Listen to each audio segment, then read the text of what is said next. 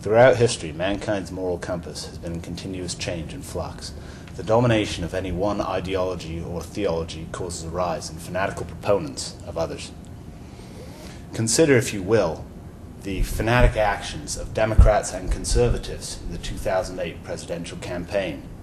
More precisely, Ashley Todd, a McCain supporter, who carved a B into her face in attempts to frame Obama supporters as violent and aggressive.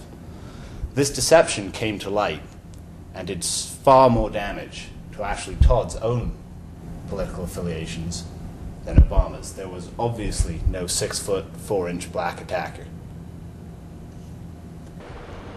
This type of action is not limited to one political group, be it Republican, Democrat, or any other. Consider current Vice President Joe Biden's comment when asked about presidential-elect Obama.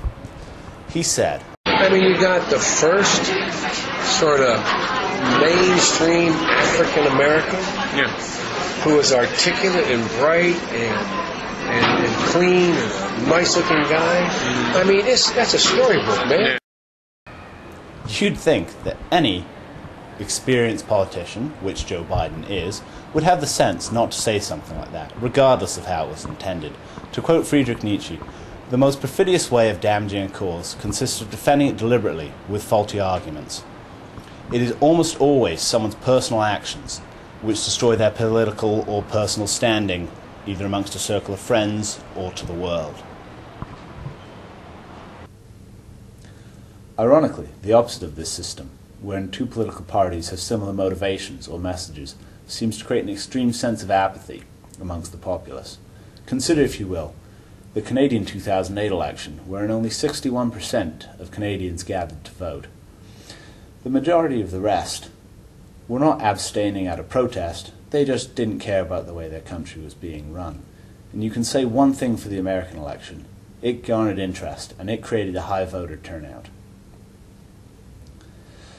Amongst my friends at university, I found that the vast majority of them were following more of the American election than the Canadian election, which would actually determine their country's future.